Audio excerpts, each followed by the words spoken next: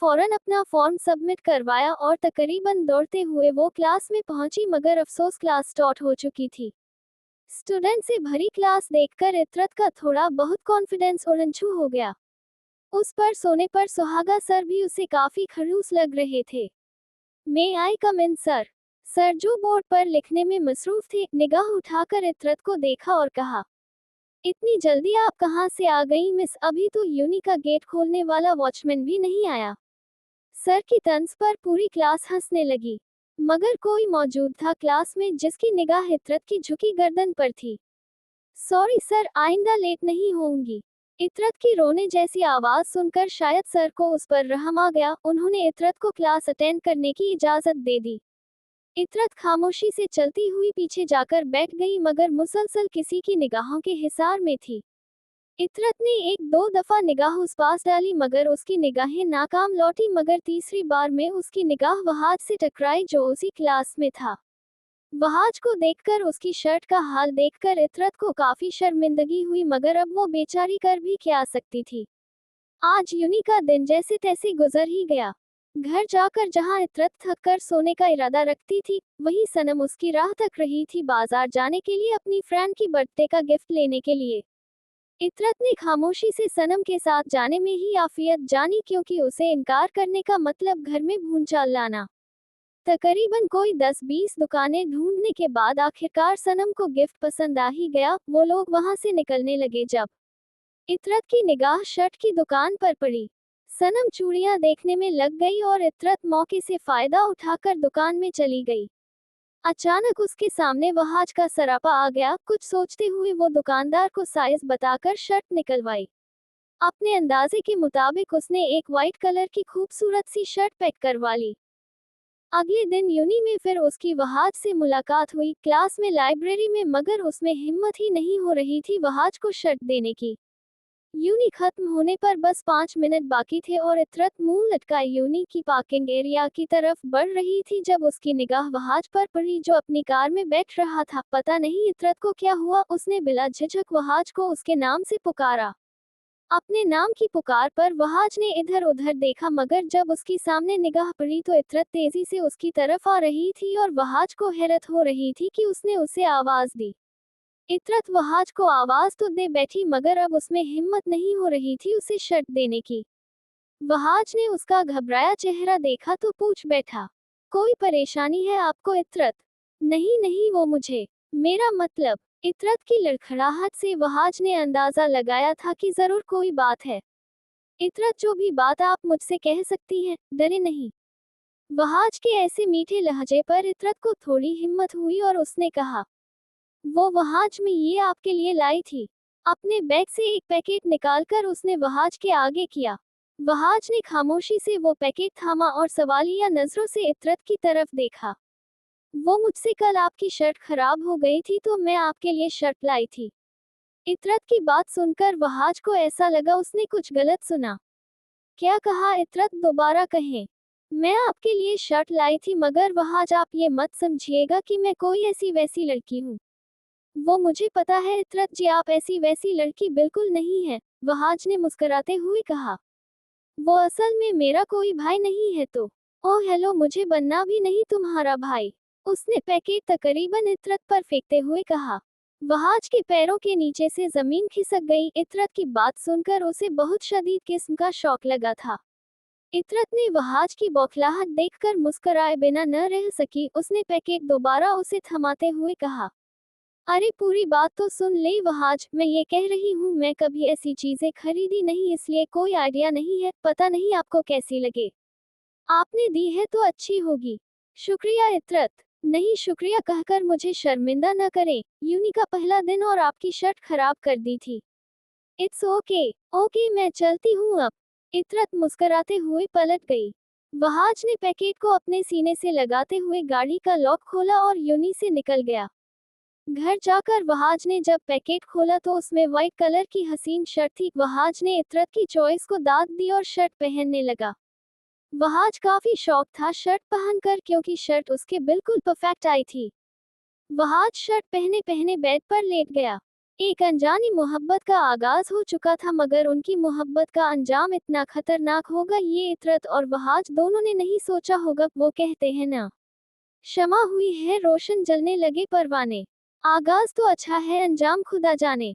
अगले दिन इतरत थोड़ा लेट यूनि पहुंची, क्योंकि उसका इरादा पहला लेक्चर लेने का नहीं था बल्कि लाइब्रेरी में बैठकर नोट्स बनाने का था। क्या बात है, इतनी देर से बेचैन है? तू बार बार दरवाजे की तरफ देख रहा है, कोई खास आने वाला है क्या? जैन ने वहाज का चेहरा जांचते हुए पूछा। अरे वो अपनी क्लासमेट इतरत, तुझे कब से उसका इंतजार होने लगा? अरे तू सवाल बहुत पूछता है, चल लाइब्रेरी चलते हैं। वहाज ने उसका सवाल इग्नोर किया, जो जैन को बिल्कुल भी अच्छा नहीं लगा। वो खामोशी से वहाज के साथ चलने लगा। लाइब्रेरी में कदम रखते ही वहाज को वो सामने किताबों में सिर खपाते हुए दिखाई दी। इतरत को देखकर वहाज के चेहरे पर जानदार मुस्कुराहट फैल गई, जो जैन को तो हरगिज अच्छी नहीं लगी। जैन तू यहीं रुक, मैं अभी आया। वहाज ने जैन को वहीं रोका और खुद इतरत की टेबल पर जाने लगा। इतरत के सामने जाकर वो बैठ गया, मगर वो इतनी मसरूफ थी कि उसे अंदाजा नहीं हुआ कि वो कब से वहाज की निगाहों के हिसार में है। लगता है बहुत मसरूफ हो। नहीं नहीं, बस हो गया। इतरत ने अपनी ही धुन में जवाब दिया, मगर जब सामने देखा तो पहले घबराए और झिझकते हुए वहाज से कहा, ओह सॉरी, मैंने आपको देखा नहीं। अच्छा तो अब देख लो। वहाज के कहने पर इतरत के चेहरे पर हया के रंग बिखर गए। वहाज को ये हया के रंग बहुत अनोखे लगे। उसने इतरत को छेड़ते हुए कहा, वैसे शर्ट एकदम परफेक्ट आई है और है भी खूबसूरत। इतनी गौर से देखा था मेरा फिगर? इतरत ने वहाज की बात पर उसे गुस्से से देखा और कहा, वहाज आप बहुत बहुत क्या? ये बोलकर इतरत लाइब्रेरी से जाने लगी। वहाज भी उसके पीछे खामोशी से जाने लगा, क्योंकि अब लाइब्रेरी में सबके सामने तो उसे रोक नहीं सकता था। लाइब्रेरी से निकलते ही वहाज ने फौरन इतरत का रास्ता रोका। लाइब्रेरी का रास्ता तकरीबन सुनसान ही रहता था, इसलिए वहाज ने बिला झिझक इतरत का रास्ता रोका। इतरत ने गुस्से से वहाज की तरफ देखा। इतरत का चेहरा गुस्से में लाल टमाटर हो रहा था, जो देखकर वहाज की हंसी निकल गई और उसने न जाने किस एहसास के तहत इतरत की नाक हल्के से दबाकर कहा, गुस्से में तुम बिल्कुल बाबी डॉल लग रही हो, मैं तो मजाक कर रहा था पागल। वहाज के छूने पर इतरत के दिल अनजाने सफर पर चलने के लिए पर तोलने लगा। इतरत थोड़ा मुस्कुराकर आगे जाने लगी, जब वहाज भी उसके साथ चलते चलते पूछने लगा, कहाँ जा रही हो? मुझे बहुत भूख लग रही है। वहाज सुबह जल्दी जल्दी में मैंने नाश्ता भी नहीं किया। 3 दिन की जान पहचान में दोनों ऐसे बात कर रहे थे जैसे बहुत पहले से एक दूसरे को जानते हों। ओह अच्छा, चलो मैं भी चलता हूँ। क्यों, आप क्लास नहीं लेंगे? नहीं, आज तुम्हारी क्लास लूंगा। मतलब? अरे एक तो सवाल बहुत पूछती हो। आ जाओ जल्दी, कैंटीन चलते हैं। अब तो मुझे भी भूख लगने लग गई। दोनों कैंटीन की तरफ बढ़ गए, मगर वहाज ये भूल गया कि उसके साथ कोई और भी था। दिन हफ्तों में बदलने लगे। वहाज और इतरत की दोस्ती परवान चढ़ती गई। जहां वहाज इतरत से मोहब्बत करने लगा था, वहीं जैन भी अब इतरत में इंटरेस्ट लेने लगा था, मगर इतरत थी जो जैन को बिल्कुल इग्नोर करती थी, और यही बात जैन को नाकाबिल बर्दाश्त थी। एक ऐसा ही दिन जब यूनि में इलेक्शन था, दो पार्टियों के दरमियान बहस शुरू हो गई और देखते ही देखते यूनि मैदान जंग बन गई। जैन ने उस क्लास को बाहर से बंद कर दिया जहां इतरत थी, ताकि वो इतरत से अपने दिल की बात कह सके। मगर जब गोलियां चली यूनि में तो जैन डर कर वहां से भाग गया। मगर वहाज ने दीवाना वार इतरत को पुकारना शुरू कर दिया। इतरत जो कमरे में बंद थी और गोलियों की आवाजें सुनकर जार कतार रो रही थी, अचानक उसे बहुत पास से वहाज की आवाज सुनाई दी। इतरत भी जोर जोर से वहाज को पुकारने लगी। वहाज को इतरत की आवाज सुनाई दी तो उसने इधर उधर देखना शुरू कर दिया। अचानक वहाज की नजर एक कमरे पर पड़ी जिसके बाहर से कुंडी लगी थी। वहाज ने जैसे कुंडी खोली, उसे इतरत सामने घुटनों के बल बैठी रोती हुई दिखाई दी। इतरत! अपने नाम की पुकार पर इतरत ने जब निगाह उठाई तो सामने वहाज खड़ा था। इतरत तकरीबन दौड़ती हुई उसके सीने से लगी। वहाज ने भी उसे अपने सीने में भींच लिया। तुम ठीक हो? नहीं नहीं वहाज, मुझे गोलियों की आवाज से बहुत डर लगता है, मुझे घर जाना है। अच्छा अच्छा, इधर देखो मेरी तरफ। वहाज ने उसका चेहरा थामकर ऊपर किया। इतरत का चेहरा आंसुओं से तर था। वहाज ने उसका चेहरा साफ किया और कहा, डरो नहीं मेरी जान, मैं हूं न, चलो मैं तुम्हें घर ले चलता हूँ। डरो नहीं प्लीज इतरत, रोना नहीं अब। ये बोलकर वहाज ने इतरत के माथे पर अपने लब रख दिए। इतरत जहाँ थी वहीं की वहीं रह गई। मगर वहाज आज सुकून में था, बहुत सुकून में। उसने इतरत को सही सलामत ढूंढ लिया था। उसने इतरत को अपनी जैकेट पहनाई और उसका हाथ अपने हाथों में लेकर कमरे से बाहर निकला। इतरत किसी कटी पतंग की तरह उसका हाथ थामे चल रही थी। वहाज और इतरत बहुत मुश्किलों से यूनी से बाहर निकले थे। इतरत को घर छोड़कर वहाज भी अपने घर की तरफ चला गया। शाहजहां बेगम ने खबरों में यूनी की सूरत-हाल पढ़कर इतरत के लिए काफी फिक्रमंद थी। वो भी बहुत परेशान थी क्योंकि इतरत का मोबाइल कम चार्जिंग की वजह से बंद हो गया था। इसलिए शाहजहां बेगम और परेशान हो रही थी। इतरत को घर में सही सलामत देखकर शाहजहां बेगम ने उसे फौरन गले लगाया।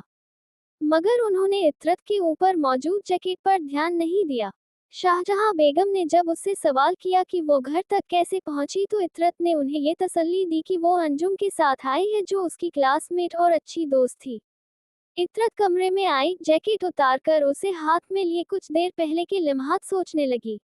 वहाज के चेहरे पर उसे अपने लिए एक अलग ही एहसास देखने को मिला। किस तरह से उसने इतरत को अपने सीने में छुपाया था, इतरत को अपना आप महफूज लगने लगा।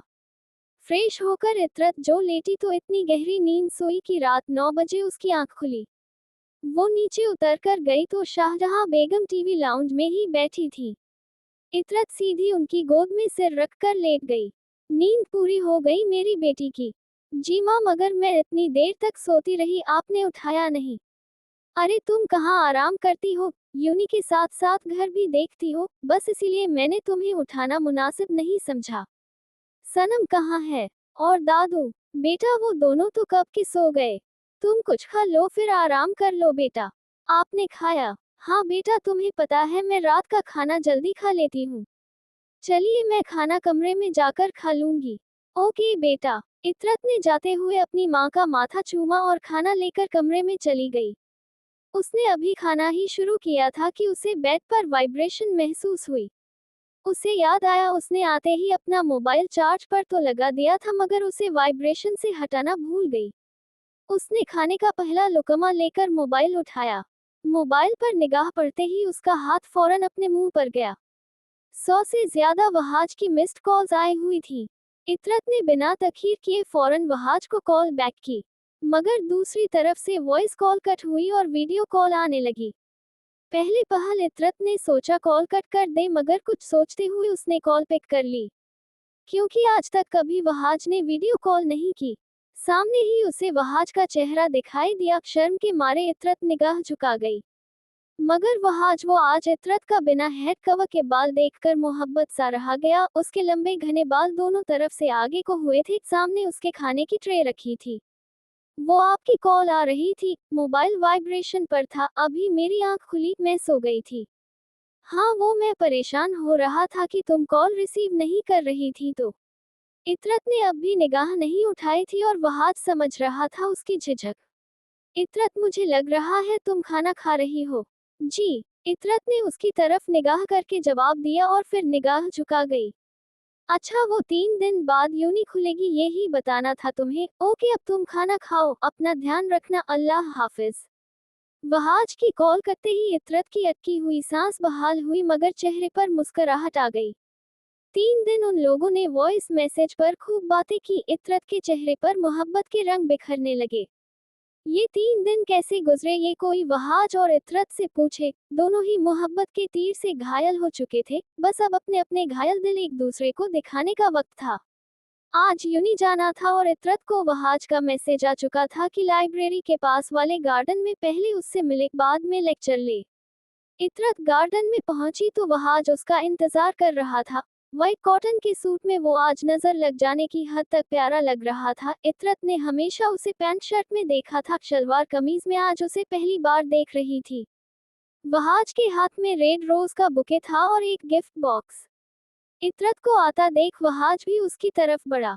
कैसी हो? ठीक। आप कैसे हैं? मैं भी अब ठीक हूँ तुम्हें देखकर।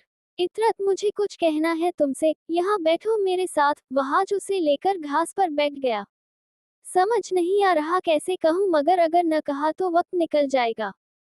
इतरत को कुछ कुछ अंदाजा था वहाज क्या कहना चाह रहा है, मगर उसे शिद्दत से इंतजार था वहाज के लफ्जों का।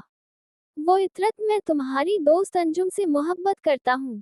इतरत जो कुछ और एक्सपेक्ट कर रही थी, वहाज के मुंह ये सुनकर शॉक्ड होने के साथ साथ चीख पड़ी। क्या? इतरत इतनी जोर से चीखी ये बात सुनकर कि वहाज को लगा उसके कान का पर्दा फट जाएगा। क्यों, तुम्हें कोई एतराज है? वहाज ने इतरत का धुआं होता चेहरा देखकर बहुत मुश्किल से अपनी हंसी छुपाते हुए कहा, नहीं, मुझे क्या एतराज होगा, मेरे बला से आप किसी से भी मोहब्बत करें। अच्छा, तुम्हें फर्क नहीं पड़ेगा अगर मैं तुम्हारी जगह किसी और से मोहब्बत करूं? वहाज की बात सुनकर इतरत के आंसू गिरने लगे और उसने गुस्से में वहाज का कॉलर पकड़कर कहा, मेरे अलावा किसी और का सोचा भी न तो जान ले लूंगी आपकी, आप सिर्फ मेरे हैं। इतरत के इस हसीन एतराफ पर वहाज की आंखें खुशी से भीगने लगी। उसने झुककर इतरत के माथे पर अपने लब रखे और कहा, इतनी मोहब्बत करती हो मुझसे, क्यों आप नहीं करते मुझसे? इतरत ने उल्टा सवाल किया, तुमसे मोहब्बत नहीं, मोहब्बत इश्क दोनों करता हूँ। ये बोलकर वहाज ने बहुत एहतराम से इतरत को गले लगाया था। तो फिर आप मुझे तंग कर रहे थे?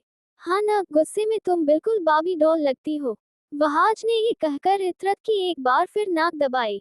इतरत शर्मा कर उससे पीछे हुई, तब वहाज ने उसके आगे बुके करते हुए कहा, इतरत इजहार, मुझे तुमसे मोहब्बत इश्क है, प्लीज मेरी मोहब्बत इश्क कबूल कर लो।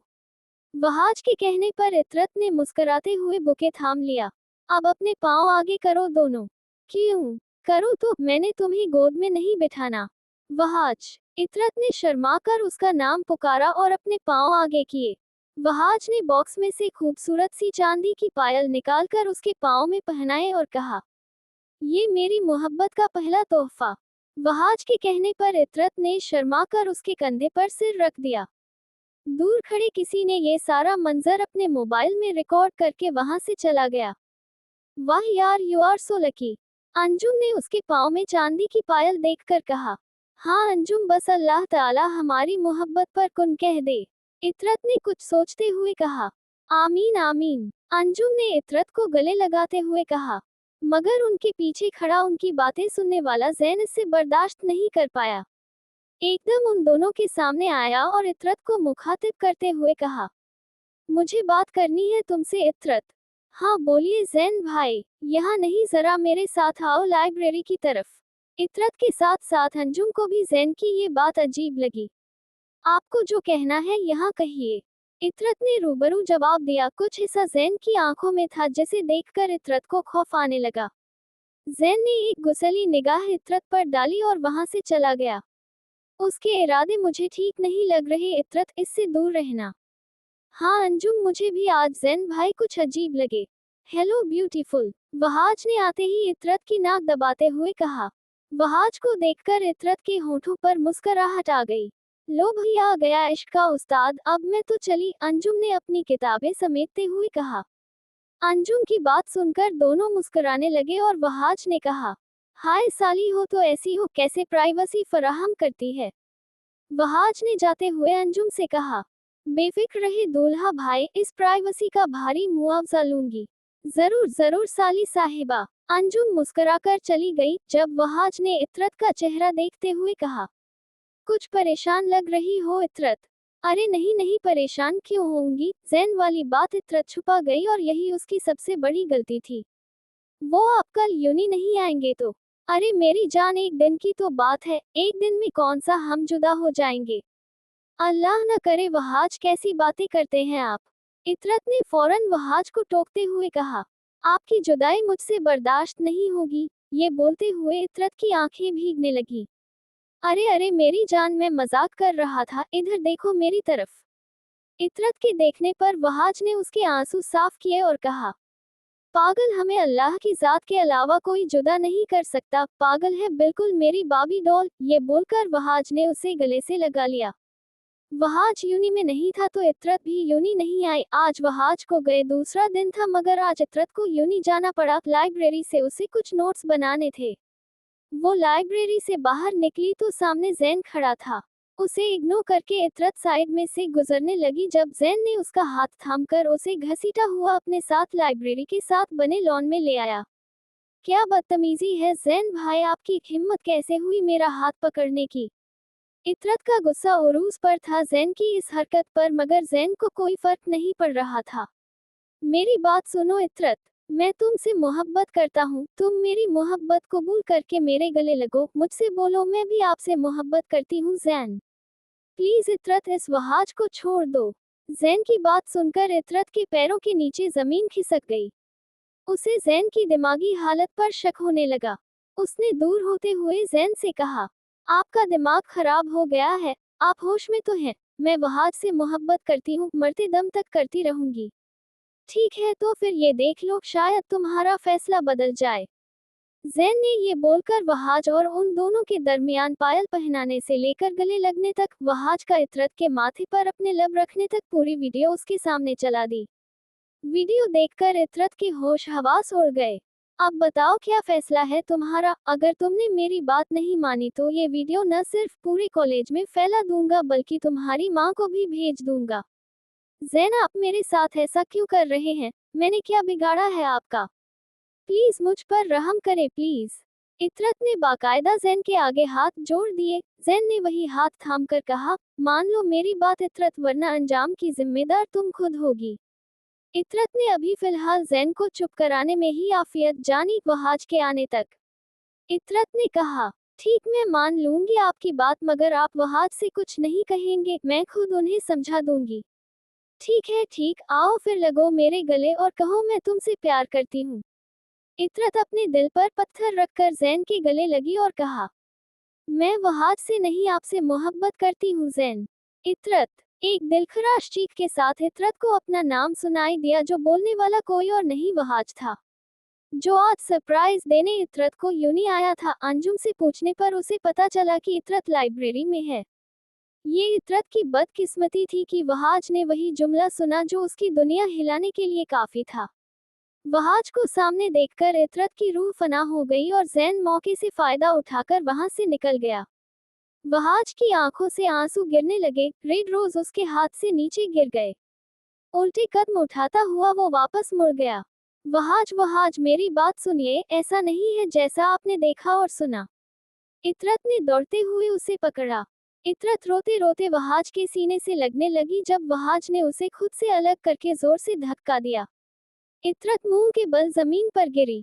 वहाज ने चीख कर कहा, तुम काबिल नहीं हो मेरे। मुझे उसी दिन समझ जाना चाहिए था जब तुम पहली ही मुलाकात में मेरे लिए शर्ट लेकर आई थी कि तुम्हारा कैरेक्टर कैसा है।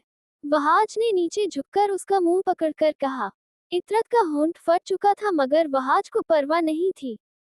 मेरी बात सुन ले एक बार वहाज प्लीज। इतरत ने उसके पांव पकड़ते हुए कहा, नाम मत लो मेरा अपनी गंदी जुबान से। नफरत करता हूँ मैं तुमसे इतरत, नफरत। जिंदगी में कभी मैं तुम्हारा चेहरा देखना नहीं चाहूंगा। ये बोलकर वहाज ने उसे खुद से दूर किया और चला गया। इतरत के कानों में वहाज के कहे लफ्ज गूंजने लगे। अंजुम, जो उन दोनों को तंग करने आई थी, इतरत को ऐसा रास्ते में पड़ा देख तेजी से उसके करीब आए, मगर इतरत तो होश में नहीं थी। घर पहुंचकर इतरत ने बेशुमार वॉइस कॉल किए वहाज को, मगर वहाज उसका नंबर ब्लॉक कर चुका था। इतरत उसके घर भी गई मगर वो वहां भी नहीं था। एक हफ्ता दीवानावार इतरत ने वहाज के घर के कई चक्कर लगाए, यूनी में उसका इंतजार किया मगर वो नहीं आया।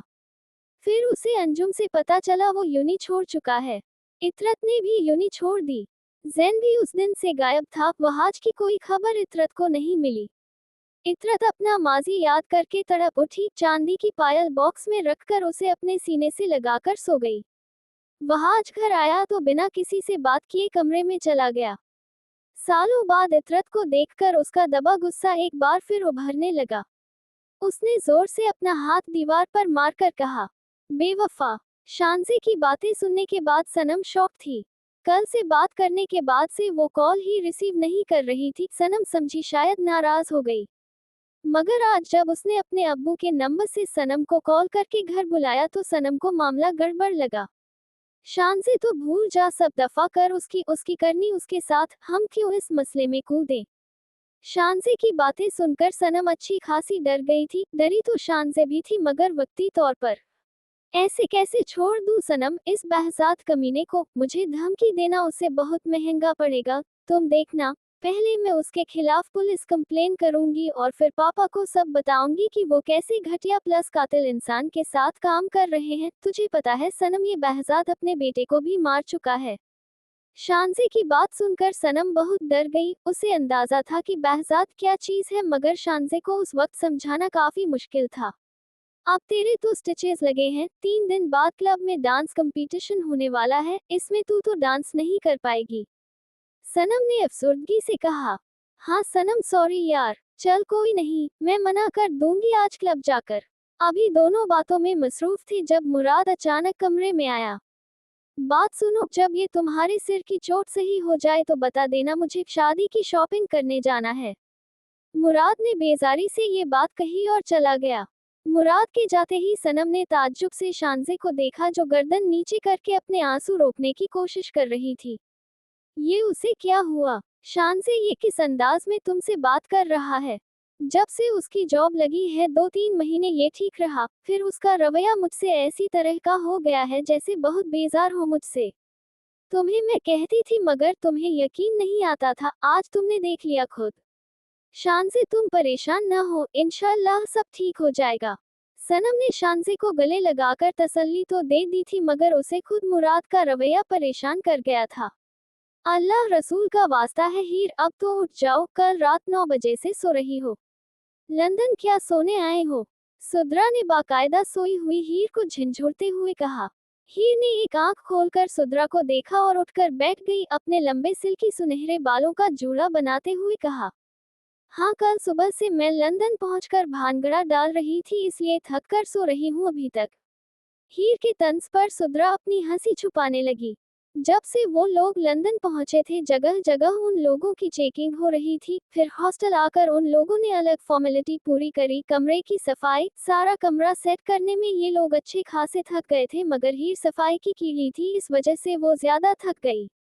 अच्छा मेरी माँ, मुझे अंदाजा है कि तूने कल रात बहुत ज्यादा काम किया है, मगर आज यूनी भी जाना है, वहाँ जाकर क्लास वगैरह देखनी है, एडमिट कार्ड वगैरह लेना है, बहुत काम है, इस वजह से तुझे बोल रही हूँ उठ जाने को। मेट्रन भी 2 बार आ चुकी है नाश्ता बोलने, अब जल्दी से रेडी हो जाओ। अभी हीर और सुद्रा और बाकी के स्टूडेंट अपने अपने फॉर्म जमा कराने बाहर आए ही थे कि एक ग्रुप ने उन्हें घेर लिया, जिनमें कुछ लड़के और लड़कियां शामिल थी। कुछ उनमें उर्दू स्पीकिंग भी थे, मगर उनका पहनावा पूरा अंग्रेजों वाला था। लड़कों ने लड़कियों की चीजें पहनी थी और लड़कियों ने लड़कों वाली। बात सुनो, हमारा रास्ता छोड़ो, हीर ने काफी गुस्से से कहा, जिसका जवाब ग्रुप की एक लड़की ने दिया। पहले हमारे बॉस जी के पास चलो। क्यों चले तुम्हारे बॉस जी? पीटी के पास, हटो रास्ते से वरना अभी प्रिंसिपल से कंप्लेन कर दूंगी तुम्हारी। हीर के तेवर देखकर उसके ग्रुप के 2-3 लोग इम्प्रेस जरूर हुए थे, मगर फिलहाल उनके बॉस का ऑर्डर था कि न्यू कमर को पहले उनके सामने पेश किया जाए, ताकि उन्हें रैगिंग के साथ साथ कुछ उसूल भी समझाए जाएं। मगर शायद जोहान उर्फ जी ये बात भूल गया था कि इस बार उसका सामना हीर से पड़ने वाला है, जो नाम और शक्ल सूरत की हीर जरूर थी, मगर किसी टॉप से कम नहीं थी। हीर ने सुद्रा का हाथ पकड़ा और उन लोगों के दरमियान से रास्ता बनाती हुई बिना डरे चली गई। सभी हीर की इस जुर्रत से पर जहां हैरान थे, वहीं खौफजदा भी, क्योंकि जी का बुलावा टालकर हीर अपने लिए शामत बुला चुकी थी। लंबे कंधे तक आते बाल, उल्टे कान में ब्लैक कलर की बाली, हाथ में बेशुमार बैंड्स, लाइट ग्रीन आंखें जो अब गुस्से से लाल हो चुकी थी। बेशक 23 साल का जी हसीन लड़का था, मगर उसने अपना हुलिया ऐसा बना रखा था कि पहली बार देखने में ही लोग उसे पहचानने में गलती कर जाएं कि वो लड़का है ये छक्का। तुमने उसे बोला कि जी ने बुलाया है? जी ने सिगरेट का धुआं हवा में उड़ाते हुए कहा। हाँ जी, हमने उसे 2 बार बोला, मगर आगे से उसने कहा। आगे की बात जेनिफर कहते कहते रुक गया। क्या कहा उसने? जी ने उसका कॉलर पकड़कर कहा। उसने कहा, जी पीटी से कहो अगर तंग किया तो प्रिंसिपल से शिकायत लगा दूंगी। जेनिफर की बात सुनकर जी ने गुस्से में अपने बालों पर हाथ फेरने लगा। रिलैक्स रिलैक्स डार्लिंग, माशा ने आगे बढ़कर उसके होठों को चूमते हुए कहा, जो थी उसकी आधी नंगी गर्लफ्रेंड। किस डिपार्टमेंट की है वो? जी के पूछने पर जेनिफर ने हीर के डिपार्ट का बताया। पहले तो जी अपनी मखसूस जगह पर हीर और के बाकी दोस्तों के साथ रैगिंग का इरादा रखता था, मगर अब वो उसके साथ जो भी करने का इरादा रखता था, पूरी यूनी के सामने करने का रखता था। जी ने फौरन हीर के डिपार्ट का रुख किया।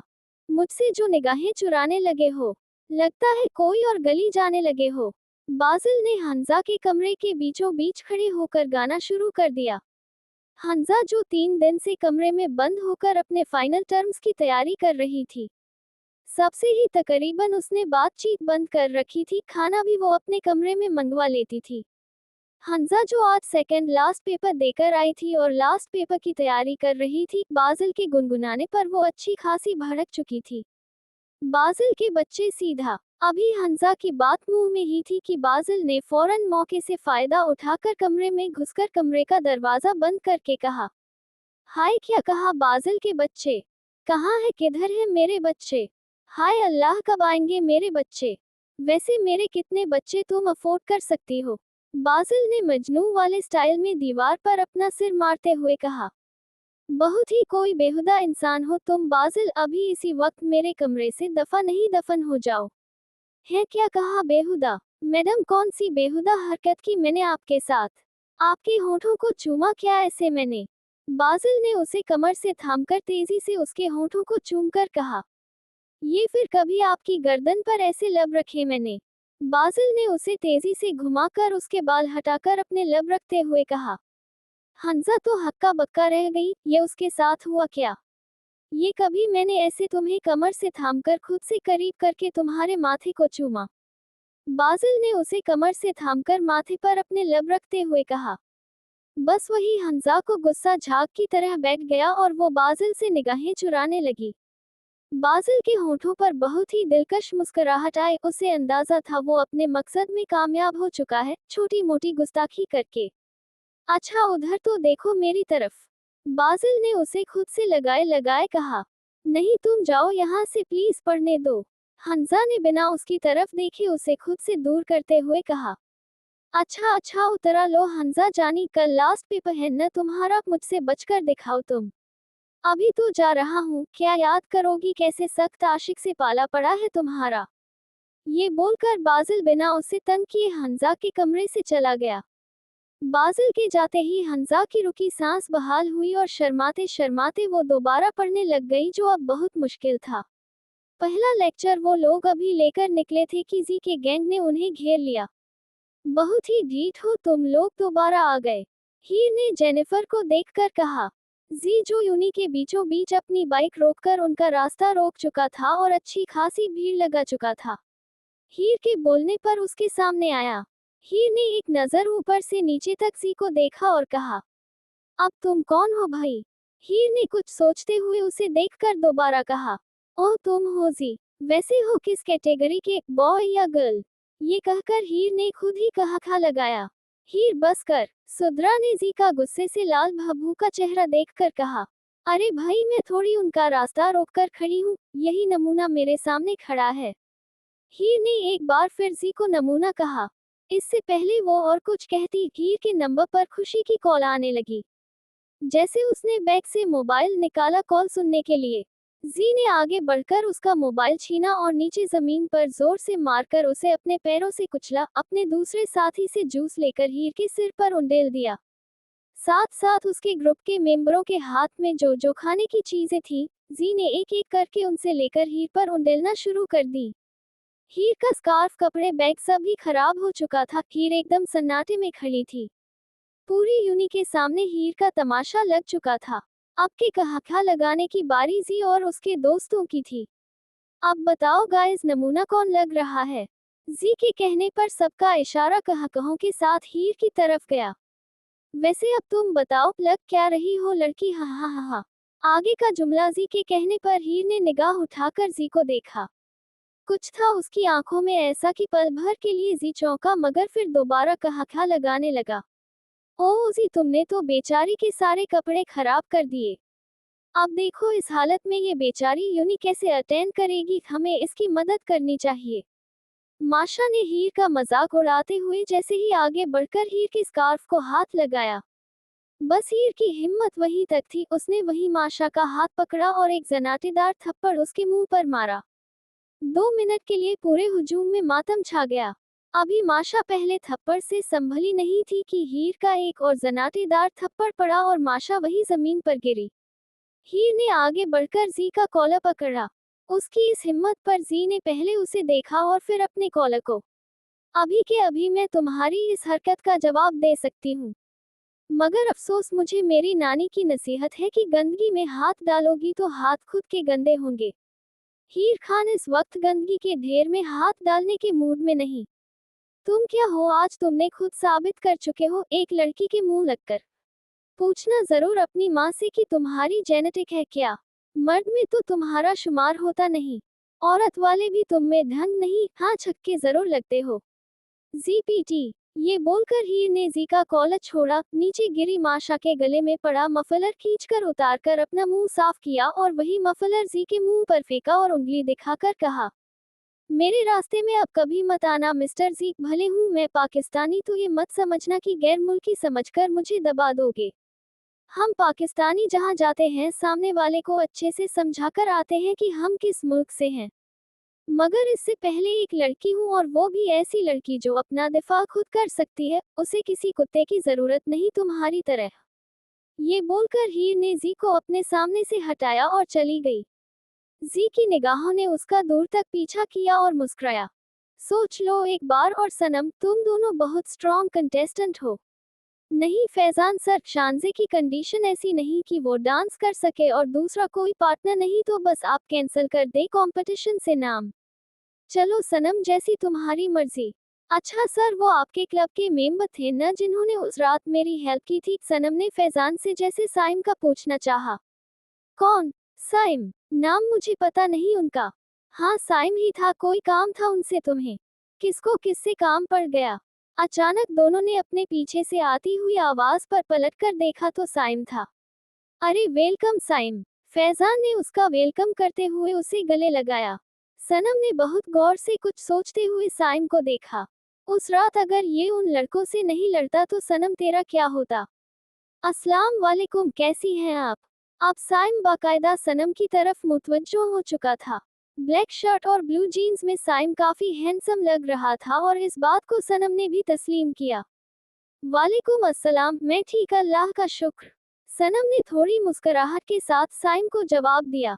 साइम भी ये बात एक्सेप्ट कर चुका था कि सनम की खाली मुस्कुराहट ही नहीं, वो खुद भी बहुत खूबसूरत है। लो अच्छा हुआ आ गए साइम, तुम अभी सनम तुम्हारा ही पूछ रही थी। फैजान के कहने पर साइम ने बहुत खुशगवार अंदाज में सनम को देखकर कहा, रियली? जी, वो आपका शुक्रिया अदा करना था उस दिन अगर आप उन लड़कों। सनम ने आगे की बात अधूरी छोड़ी जो साइम समझ चुका था। चलो सनम, मैं हटा देता हूँ कंपटीशन से नाम तुम्हारा। फैजान ने जाते जाते सनम को कहा और जैसे ही जाने लगा साइम पूछ बैठा, क्यों, क्या हुआ? आप तो यहाँ जीतने आई थी ना? हाँ, मगर मेरी फ्रेंड को चोट लग गई है और वो परफॉर्म नहीं कर पाएगी और इस क्लब की मेंबरशिप भी मैंने इसी वजह से हासिल की थी। एक वही दोस्त थी मेरी बचपन की, बाकी है नहीं किसी से इतनी दोस्ती जो 3 दिन के अंदर अंदर मेरी पार्टनर बने, तो बस इसलिए। सनम के लहजे की उदासी साइम को बहुत खली, उसने कहा, अगर बुरा नहीं मानो सनम तो मैं बन सकता हूँ आपका पार्टनर। साइम के कहने पर सनम ने गौर से उसे देखा। मतलब डांस पार्टनर? साइम ने सनम के घूरने का मतलब समझते हुए फौरन वजाहत दी। अरे हाँ सनम, साइम बहुत अच्छा डांसर है, ये तो बिजनेस ज्वाइन करने के चक्कर में उसने अपना ये शौक छोड़ा है। फैजान ने भी साइम की बात की तस्दीक की। मगर मैं ऐसे कभी किसी लड़के के साथ, आई मीन आप समझ रहे हैं मेरी बात। सनम के कहने पर साइम सनम के थोड़ा और करीब हुआ। साइम के इस तरह करीब होने पर सनम ने सिर्फ पीछे हुई बल्कि उसके चेहरे पर घबराहट साइम नोट कर चुका था। लड़का नहीं दोस्त समझकर डांस कर लेना मेरे साथ। साइम के कहने पर सनम ने हैरत से उसे देखा और कहा, दोस्त? हाँ क्यों, मैं दोस्ती के काबिल नहीं? नहीं ऐसी बात नहीं है साइम, मैंने कभी किसी लड़के से दोस्ती की नहीं। अब समझ नहीं आ रहे मेरी कैफियत? अच्छा मैं समझ सकता हूँ, मगर चलो डांस कंपटीशन जीतने तक मुझसे दोस्ती कर लो, आगे फिर जो तुम्हारा फैसला हो मुझे मंजूर है। ये मेरा वादा है, कोई वीडियो नहीं बनेगी कंपटीशन के दौरान, न ही कोई पिक्स लेगा। साइम ने ये कहकर अपना हाथ आगे कर दिया। सनम ने एक नजर साइम को देखा, फिर उसके फैले हाथ को। फैजान पर नजर पड़ते ही उसने भी हाँ में गर्दन हिलाई तो सनम ने हिचकिचाते हुए साइम का हाथ थाम लिया। सनम के हाथ का लर्जना साइम साफ महसूस कर सकता था। पहली बार सनम ने अपना हाथ किसी के हाथ में दिया और वजह थी साइम का उसके लिए लड़ना। गुड हो गया, अब तुम लोग प्रैक्टिस पर ध्यान दो, पूरे 3 दिन हैं। फैजान के बोलने पर दोनों ने मुस्कुराकर एक दूसरे को देखा और साइम ने उसे कल दोपहर को रिहर्सल का टाइम दिया। सनम थोड़ी देर तक क्लब में रहकर जल्दी बाहर निकल गई। वहाज बेटा फ्री हो? हाँ माँ। नदा बेगम ने वहाज के कमरे में दाखिल होते हुए पूछा, जो बाजिल का भी कमरा था। बेटा मैंने तुम्हारे लिए लड़की पसंद कर ली है।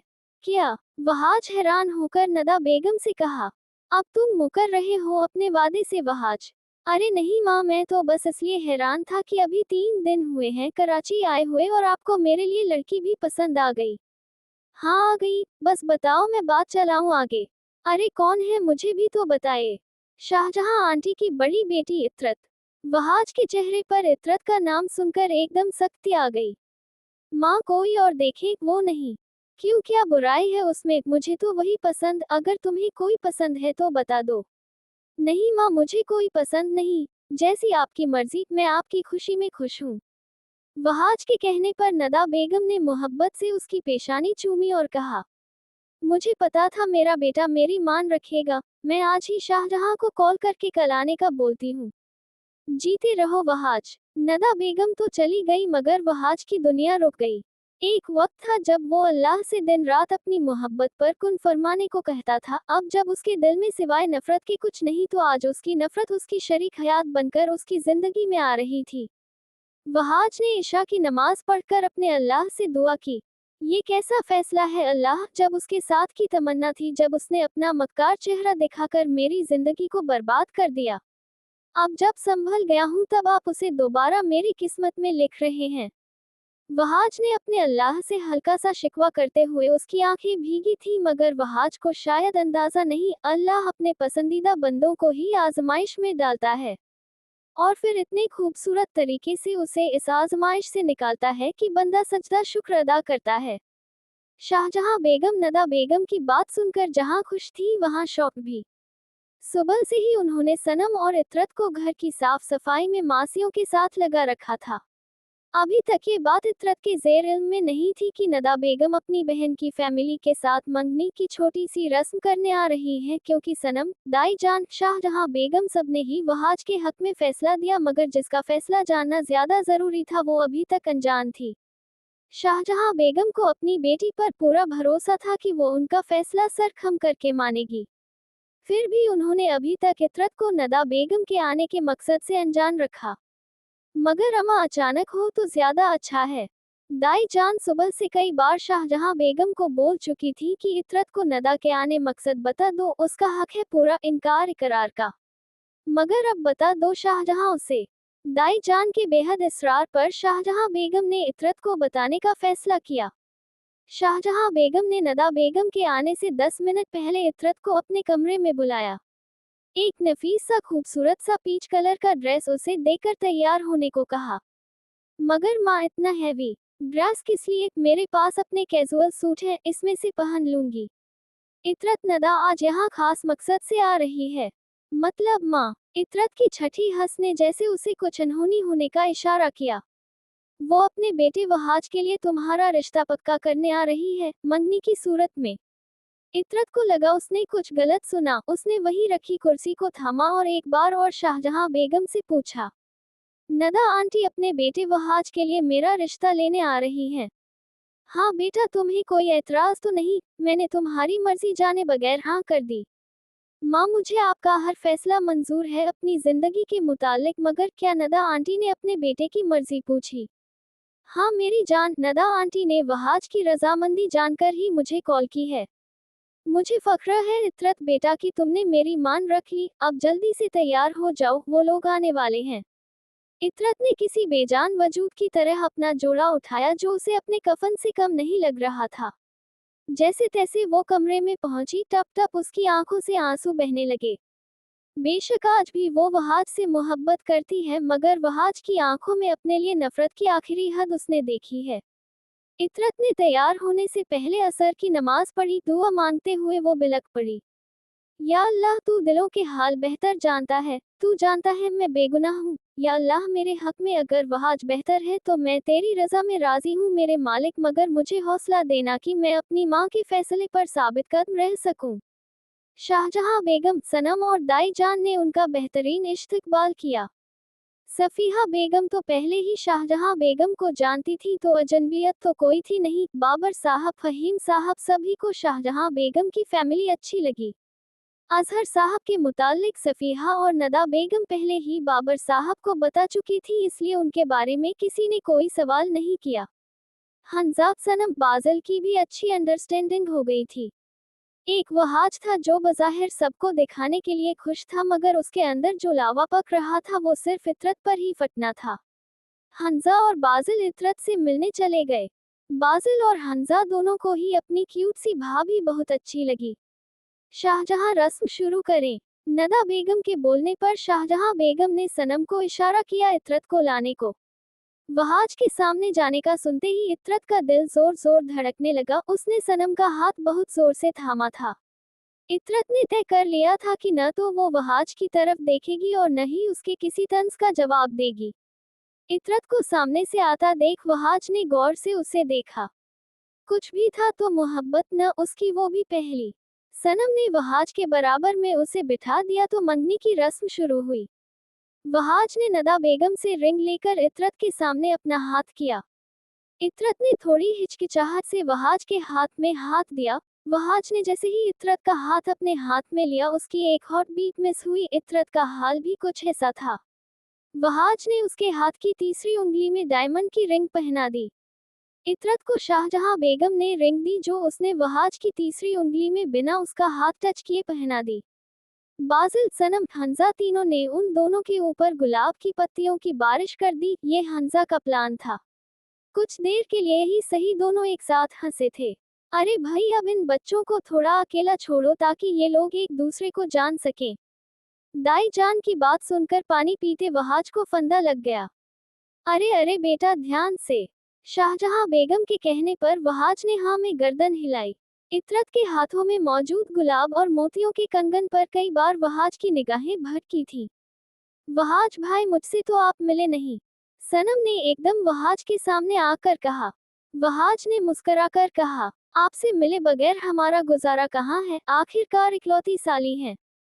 ये कहकर वहाज ने अपने पॉकेट में से एक मखमल की डिब्बी निकालकर सनम को दी और कहा, तुम्हारे भाई की तरफ से तुम्हारे लिए। सनम ने पहले शाहजहां बेगम को देखा, उन्होंने हाँ में गर्दन हिलाई तो सनम उस डिब्बी को थाम लिया। इतरत ने गर्दन घुमाकर इस दुश्मन जान को देखा। भले उससे नफरत करता है मगर उससे जुड़े रिश्ते का एहतराम है उसे। वहाज भाई, अपना मोबाइल देख, हमें पिक्स लेनी है। बाजिल के कहने पर वहाज ने उसे मोबाइल दे दिया। दिल खोलकर सनम, बाजिल, हंजा ने पिक्स बनाई। सनम ने वहाज को मोबाइल वापस करते हुए हल्की सी सरगोशी की। वहाज भाई, इसमें आप ही को नंबर सेव कर दिया है मैंने। सनम के कहने पर इतरत, जो उन दोनों की सरगोशी सुन चुकी थी, उसका दिल चाहा गला दबा दे। सनम को सभी खाना खाने गए तो वो दोनों अकेले रह गए जब वहाज ने अपने तंज के तीर चलाना शुरू किए। हाथ तो ऐसे कपकपा रहे थे तुम्हारे जैसे पहली बार हाथ थामा हो तुम्हारा। ओह, मैं तो भूल गया, तुम्हें तो किसी और की बाहों की आदत हो गई है। मना क्यों नहीं किया इस रिश्ते से? वहाज के कहने पर इतरत ने वहाज को देखा। उसने तय कर लिया था कि वहाज के किसी तानों का जवाब नहीं देगी, मगर उसका जवाब देना इतरत ने जरूरी समझा।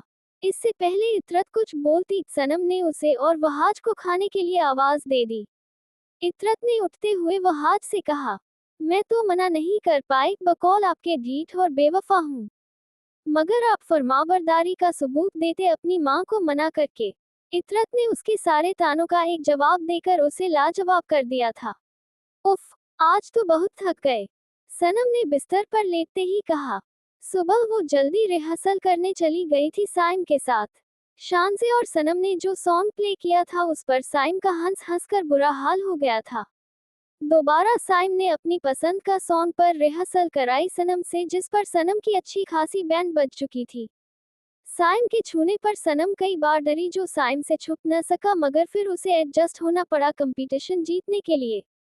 आज बहुत नजदीक से सनम ने साइम को देखा था। अच्छा खासा हैंडसम लगा वो सनम को। दिल ने कई बार सनम से बेईमानी की मगर सनम हर बार उसे रोकती। शानजे को भी वो कॉल पर सब बता चुकी थी और शानजे खुश थी कि चलो सनम ने हिस्सा तो लिया। दोपहर में शाहजहां बेगम की कॉल आने पर सनम को अपनी रिहर्सल छोड़कर आना पड़ा।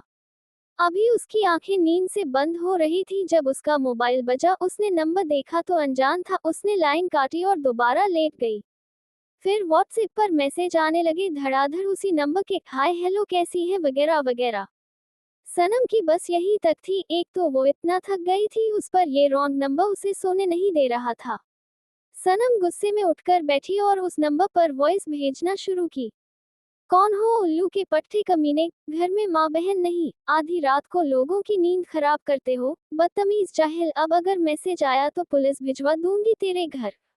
ये वॉइस भेजकर सनम लेटी ही थी कि एक मैसेज और आया जिस पर रोने वाला इमोजी के साथ लिखा था साइम। सनम ने जब साइम लफ्ज पढ़ा तो फौरन कॉल मिला दी। आगे से साइम ने कहा, यार अच्छी खासी गालियां बकती हो तुम तो। काम भी गालियों वाले थे तुम्हारे, अनजान बनकर क्यों तंग कर रहे हो। जब थर की पनाह करोगे तो आगे से गालियां ही। एक मिनट, आगे की बात बोलने से पहले सनम चौंकी। मेरा नंबर कहाँ से आया तुम्हारे पास, मैंने तो दिया नहीं। सनम की बात सुनकर फोन के उस तरफ साइम मुस्कुराया और कहा, सामने रखे मोबाइल से नंबर निकालना कौन सा मुश्किल काम है। क्यों तुम्हें बुरा लगा मेरा तुमसे रॉन्ग नंबर बनकर मजाक करना। अगर सीधी तरह बोल देते कि कौन हो तो बुरा नहीं लगता। रॉन्ग नंबर वाली हरकत गलत थी, क्योंकि अगर कॉल ये टैक्स माँ देख लेती तो उन्हें समझाना मुश्किल हो जाता, क्योंकि मैं और आप ही अपने अपने मोबाइल में प्राइवेसी नहीं लगाते। रियली? साइम सनम की बात पर काफी हैरान हुआ। अच्छा सॉरी। साइम के सॉरी करने पर सनम ने मुस्कुराकर कहा, इट्स ओके। वो दरअसल तुम घर से कॉल आने पर एकदम चली गई तो इसी वजह से मैं परेशान हो गया था। सब ठीक है? हाँ हाँ। साइम के पूछने पर सनम ने आज की तकरीब का बताया और फिर न रुकने वाला बातों का सिलसिला चल निकला जिससे सनम को अभी नींद के झोंके लग रहे थे। अब उसे बात करते हुए 1 घंटा गुजर चुका था। अपने हाथ में मौजूद मंगनी की अंगूठी देखकर इतरत मुस्कुराई थी। बेशक उसका रब उसे उसकी मोहब्बत लौटा चुका था महरम की सूरत में, मगर अभी भी एक खला थी। न जाने कब वो वक्त होगी जब उसे उसकी मोहब्बत मुकम्मल मिलेगी। अभी इतरत लेटी थी कि एक अनजान नंबर से उसे मैसेज मौसूल हुआ। इतरत ने जैसे ही मैसेज खोला तो लिखा था, हरगिज ये मत समझना कि मैं सब भूलकर तुम्हें अपनाऊंगा। तुमसे रिश्ता जोड़ना मजबूरी है मेरी, क्योंकि मेरी माँ को तुम पसंद आ गई। समझ, तुमने मेरे साथ जो किया है मैं उसे इतनी आसानी से भूल जाऊंगा। तुमसे मोहब्बत करने लगूंगा, तुम्हें बीवी का दर्जा दूंगा। ये खुशफहमी मत पालना। इतरत मैडम। इतरत ने नंबर सेव किया तो व्हाट्सएप पर नंबर शो हुआ जिस पर वहाज की पिक थी। वो पहले ही मैसेज पूरा पढ़कर समझ गई थी कि कौन है। इतरत ने पहले वॉइस करने का सोचा, मगर अब उसने भी वहाज की तपाने का पक्का पक्का इरादा कर लिया था। जब वो बेवफा है ही नहीं तो डरकर क्यों सहे ये इल्जाम। इतरत ने सिर्फ एक मैसेज किया जो वहाज को आग लगाने के लिए काफी था। मिस्टर वहाज खान, मैंने भी बेकार की सोचें पालना छोड़ दी हैं। वो अभी उन लोगों के लिए जो दिमाग से खाली हैं। उन्हें सिर्फ अपनी बात समझ में आती है, सामने वाले की नहीं। और रहा सवाल खुशफहमी का, तो मैं इतरत अजहर एक बड़े साइज का कुत्ता जरूर पालना गवारा करूंगी, मगर वहाज खान को लेकर खुशफहमी नहीं। अब मुझे डिस्टर्ब मत करिएगा, आई एम सो टायर्ड। ये लिखकर इतरत ने मैसेज भेजा और मैसेज जैसे ही सीन हुआ इतरत ने मोबाइल बंद किया और वहाज का गुस्से से लाल होता चेहरा तस्वुर करके हंसती हुई सो गई। वहाज ने मैसेज पढ़कर गुस्से में अपना मोबाइल बेड पर पटका और कहा, एक बार आ जाओ मेरे पास, फिर दूंगा तुम्हें सजा बेवफाई की। बाजिल, जो खिड़की से हंजा के कमरे में कूदने की कोशिश कर रहा था, एकदम अपने नाम पुकारने पर उसका दिल जोर जोर से धड़का, मगर जब उसने अपने पीछे आवाज देने वाले को देखा तो सुकून की सांस ली। वहाज भाई, आपने तो डरा दिया। मैं समझा पापा आ गए। बाजिल, ये क्या कर रहे हो? ऐसे किसी लड़की के कमरे में जाना ये मुनासिब नहीं होता। बाजिल, वहाज के लहजे से अंदाजा लगा चुका था कि वहाज को बाजिल की ये बात पसंद नहीं आई। वो वहाज भाई, हंजा गेट नहीं खोल रही।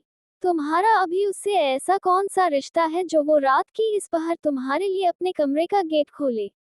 तुम्हें इस वक्त अगर ऐसे हंजा के कमरे में जाते हुए घर का कोई बड़ा देख लेता तो जानते हो कितना फसाना बन जाता।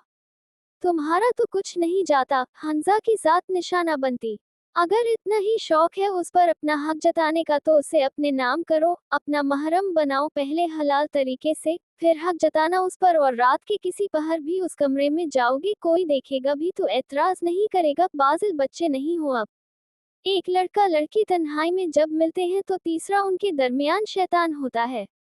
वहाज की बातें बाजिल को काफी सही लगी और उसने शर्मिंदा होकर कहा, सॉरी वहाज भाई, आइंदा ऐसी हरकत नहीं करूंगा।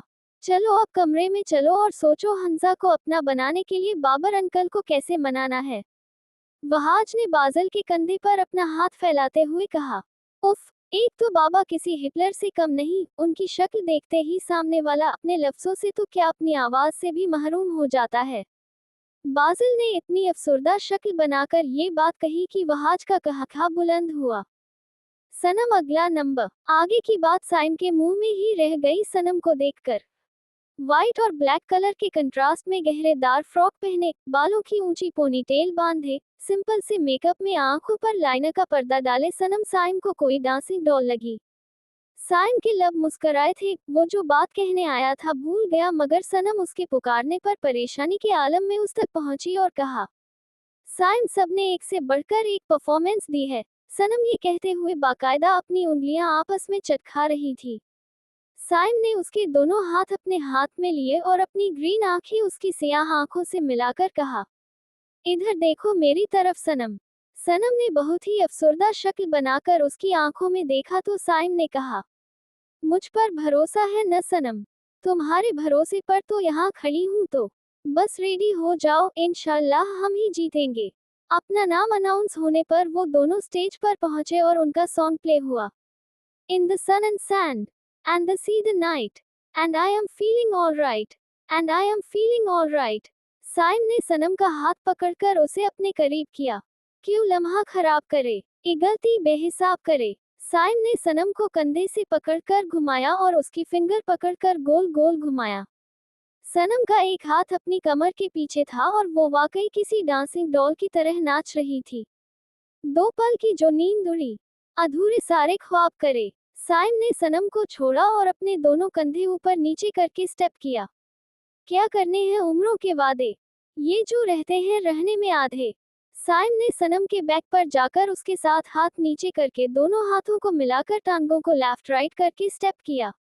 2 बार नहीं, 1 बार सही। साइम ने सनम को अपने पास करके उसके लब के बेहद करीब जाकर उसे किस करने की पोजीशन में एक स्टेप किया। एक रात की कर ले तो यारी। साइम ने सनम को आंख मारते हुए उसका हाथ पकड़ते हुए उसे अपने चारों तरफ घुमाया। सुबह तक मान के मेरी बात, तो उसे जोर से नाची आज कि घुंघरू टूट गए। साइम और सनम ने फिर इस गाने का हुक स्टेप एक साथ किया। छोड़ के सारी शर्म और लाज, सनम ने आगे बढ़कर साइम की शर्ट पकड़कर नीचे बैठते हुए एक स्टेप किया। मैं ऐसे जोर से नाची आज कि घुंघरू टूट गए। साइम ने नीचे बैठी सनम को गोल गोल घुमाते हुए अपने करीब खड़ा किया। दोनों इसी अंदाज में बिल्कुल गाने के ओरिजिनल स्टेप पर नाच रहे थे। हर तरफ तालियों का शोर था, दोनों की केमिस्ट्री लाजवाब थी। कई बार दोनों डांस करते हुए एक दूसरे के बेहद करीब आए थे। साइम का दिल आज अलग अंदाज में धड़क रहा था। सनम भी आज खुशी से भरकर एंजॉय कर रही थी। उनकी परफॉर्मेंस खत्म हुई, उनके बाद एक और परफॉर्मेंस के बाद रिजल्ट अनाउंस हुए। इस कंपटीशन के विनर अनाउंस होते ही जो सनम और साइम थे। सनम अपना और साइम का नाम सुनकर खुशी से साइम के जोर से गले लग गई। खुशी खुशी उन लोगों ने डांस ट्रॉफी ली और एक पिक साथ बनवाई ट्रॉफी लेते हुए। सभी उन लोगों को मुबारकबाद दे रहे थे। सनम खुशी खुशी सबसे दाद वसूल कर रही थी, मगर उसकी नजर साइम पर थी जो मौका देखकर वहां से जा रहा था। जब सबसे एक्सक्यूज करके सनम ने उसे पुकारा, साइम साइम। अपने नाम की पुकार पर साइम मुड़ा तो सनम को तेजी से अपनी तरफ आता पाया। कहाँ जा रहे हो? अपने घर। तुम जीत गई, तुम खुश हो? बस मैं यही चाहता था। अपनी दोस्त को छोड़कर जा रहे हो? सनम के बोलने पर साइम मुस्कुराया और कहा, चलोगी मेरे साथ? साइम ने सनम के आगे हाथ फैलाते हुए कहा, जब सनम ने उसके फैले हाथ को देखा और उस पर अपनी और उसकी ट्रॉफी के साथ ली गई पिक जो एक मखसूस कैमरे से ली गई थी और हाथ के हाथ उन्हें मिल गई थी, उसके हाथ पर रखी और ट्रॉफी भी। अभी इन्हें घर लेकर जाओ, हमारी दोस्ती की पहली निशानी, मैं जब थाम कर चलूंगी तुम्हारा हाथ जब वक्त आएगा। सनम के कहने पर साइम ने मुस्कुराकर उन दोनों चीजों को थामा और कहा, मुझे उस वक्त का इंतजार रहेगा सनम जब तुम मेरा हाथ थामकर मेरे साथ चलोगी। सनम ने एक नजर मुस्कुराकर साइम को देखा और क्लब से चली गई। साइम ने भी उसी वक्त घर की तरफ चल पड़ा। बहजाद की गाड़ी सिग्नल पर रुकी जब उसे एक मोबाइल शॉप पर शान से खड़ी दिखाई दी।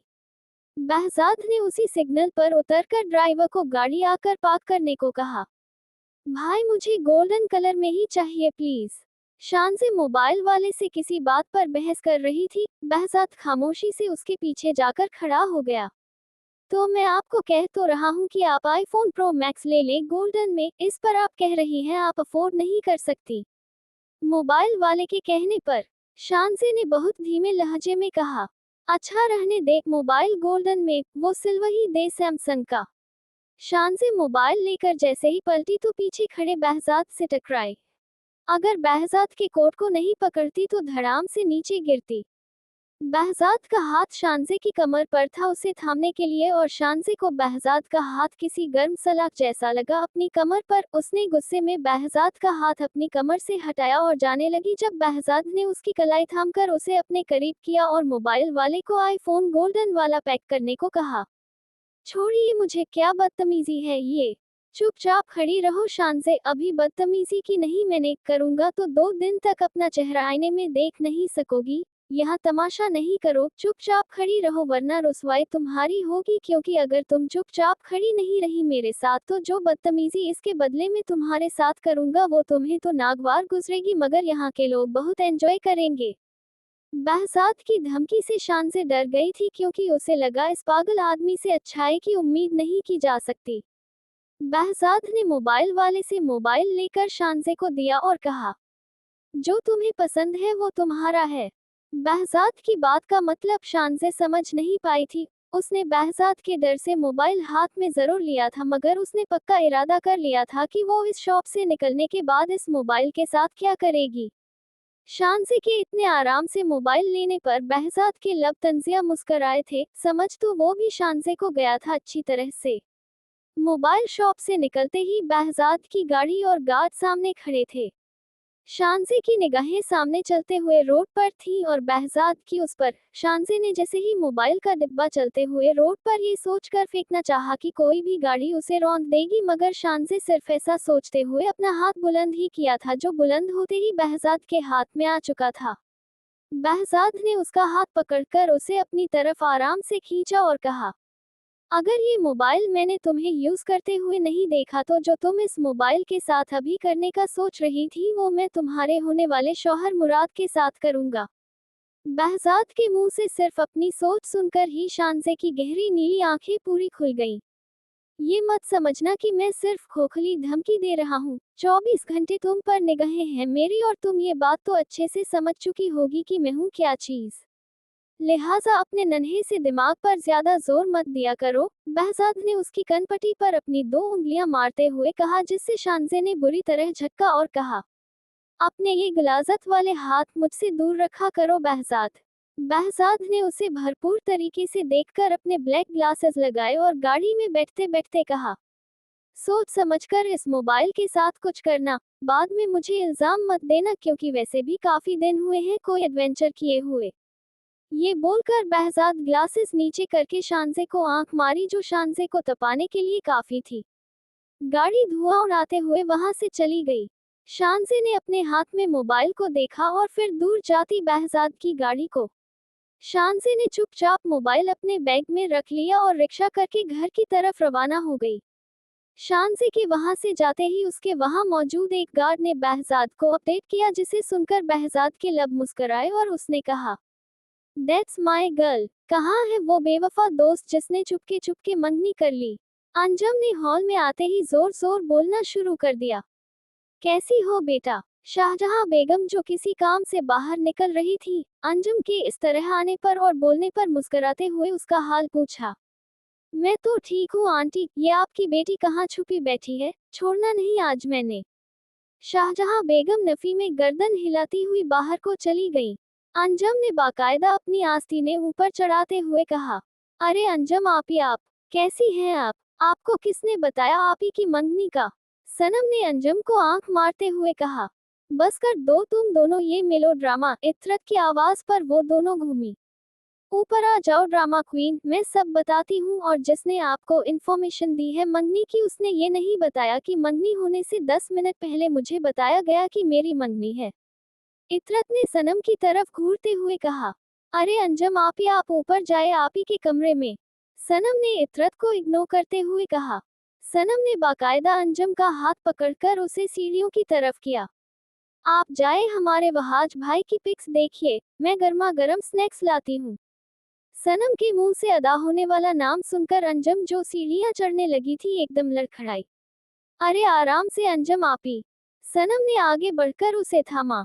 क्या नाम लिया सनम? किसका? अपने दूल्हे भाई का। वहाज भाई। सनम के कहने पर अंजम ने गर्दन घुमाकर ऊपर खड़ी इतरत को आंखें बड़ी करके देखा। इतरत अंजम के इस तरह से देखने पर अपने कमरे में चली गई। अंजम भी सनम को चाय लाने का बोलकर तकरीबन सीढ़ियों पर भागने वाले अंदाज में चढ़ने लगी। सनम कंधे उचकाकर किचन की तरफ चली गई। अंजम ने इतरत के कमरे में पहुंचकर लंबी सांस ली। ये क्या कह रही है सनम? कहीं मेरी छठी हंस सही इशारा तो नहीं दे रही? ये वहाज कहीं वो वहाज तो नहीं? अंजम ने इतरत के रूबरू आकर पूछा।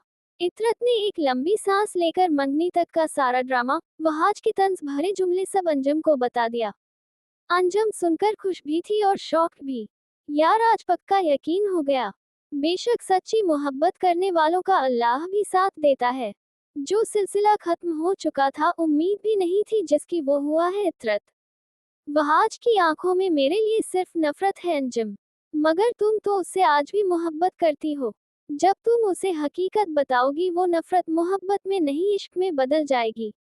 इतरत, जिस रिश्ते में सफाया देनी पड़े वहाँ मोहब्बत कैसी? जो उसने देखा इतरत, उसकी जगह अगर तुम भी होती तो तुम्हारा भी यही रिएक्शन होता। अंजम ने इतरत के कंधे पर हाथ रखकर कहा। नहीं अंजम, मैं कभी यकीन नहीं करती क्योंकि मोहब्बत की पहली शर्त भरोसा है, यकीन है। जब आप किसी की आंखों में अपने लिए मोहब्बत देख लेते हो तो शक की गुंजाइश बाकी नहीं रहनी चाहिए। मेरी उसने उस वक्त सुनी नहीं, मुझे इतनी बड़ी सजा सुना दी उस वक्त अंजम, और अब मैं उसे कुछ भी सुनाना नहीं चाहती। मेरे किरदार पर उंगली उठाकर बिना मेरी बात सुने वो मुझे छोड़ गया था अंजम। मगर अभी वो लोग और बात करते। सनम चाय लेकर कमरे में आ चुकी थी और अंजम ये बात जानती थी कि वहाज और इतरत की मोहब्बत से उसके घर वाले अनजान हैं। हीर और उसके ग्रुप वालों को इस वाकये के बाद सी ग्रुप ने तंग नहीं किया। ये बात हीर और सुद्रा के लिए पुरसुकून थी। हीर अपनी स्टडी पर ही फोकस कर रही थी। उसने अभी तक लंदन शहर देखा भी नहीं था, जबकि वो पहली बार अपने शहर से तो क्या अपने मुल्क से बाहर निकली थी। आज वो लोग एक असाइनमेंट बनाने के चक्कर में काफी थक गए थे। हीर के ग्रुप के बाकी स्टूडेंट हॉस्टल चले गए थे, मगर हीर और सुद्रा अभी अभी लाइब्रेरी से निकली थी। यार सुद्रा, कैंटीन चलते हैं, बहुत भूख लग रही है। तू ही खा, यहाँ का उबला हुआ बज्जे का खाना, मैं तो हॉस्टल जा रही हूँ। यार चल तो ले कैंटीन तक। यार अल्लाह को मान हीर, तूने अच्छी खासी मेरी बैंड बजा दी है इस असाइनमेंट में। मैं जा रही हूँ हॉस्टल, अगर वेज बर्गर मिले तो मेरे लिए लेती हुई आ जाना, वरना मैं वही हॉस्टल का खाना खा लूंगी। अच्छा चल सही है, तू जा। सुद्रा हॉस्टल की तरफ बढ़ी तो हीर ने भी कैंटीन की तरफ रुख किया। अभी वो बर्गर लेकर मुड़ी ही थी कि सामने जी का ग्रुप खड़ा था, मगर जोयान उनमें शामिल नहीं था। हीर उनको इग्नोर करके फिलहाल जाने का इरादा रखती थी, क्योंकि एक तो कैंटीन तकरीबन खाली थी, ऊपर से वो अकेली थी, इसलिए उसने फिलहाल उन लोगों को इग्नोर किया और जाने लगी। तभी माशा ने उसका रास्ता रोका और उसके हाथ से जैसे ही बर्गर छीनने लगी, किसी ने माशा का हाथ पकड़ा। जी मैं आज इसे छोड़ूंगी नहीं, इस थप्पड़ का बदला लेकर रहूंगी। छोड़ो मेरा हाथ। माशा, मैंने तुम्हें मना किया था न कि उनको तंग नहीं करना। जोयान के कहने पर हीर ने निगाह उठाकर उसे देखा। तुम उसके पीछे मुझे हट कर रहे हो जी। माशा लीव हर। नो, ये बोलकर माशा ने अपना हाथ छुड़वाया और दोबारा हीर पर हमला करना चाहा जब जोयान ने एक घूमता हुआ चमाट माशा के मुंह पर मारा। माशा समेत उसके ग्रुप के सारे लोग जोयान को देखने लगे। माशा ने आंखों में हैरानी लेकर कहा, तुमने उसके पीछे मुझे मारा। आप जाए प्लीज। जोयान ने माशा को इग्नोर करके हीर से कहा जो डरी सहमी खड़ी थी। जोयान के बोलने पर तेजी से कैंटीन से निकली और हॉस्टल में जाकर ही सांस ली। कमरे में पहुंचकर हीर लंबी लंबी सांस लेने लगी। सुद्रा जो वॉशरूम से निकली थी हीर की ऐसी हालत देखकर घबरा गई। क्या हुआ हीर, तुम इतना घबराए हुए क्यों हो? सुद्रा के पूछने पर हीर ने जो उसे बताया वो सुद्रा के लिए नाकाबिले यकीन था। यकीन नहीं आ रहा मुझे हीर, आज जी ने माशा को थप्पड़ मारा, वो भी तुम्हारे लिए। यकीन तो मुझे भी नहीं आया था जब जोयान ने माशा को रोका था। उफ, अच्छा हुआ वक्त पर जोयान आ गया। सुद्रा के कहने पर हीर ने हाँ में गर्दन हिलाई।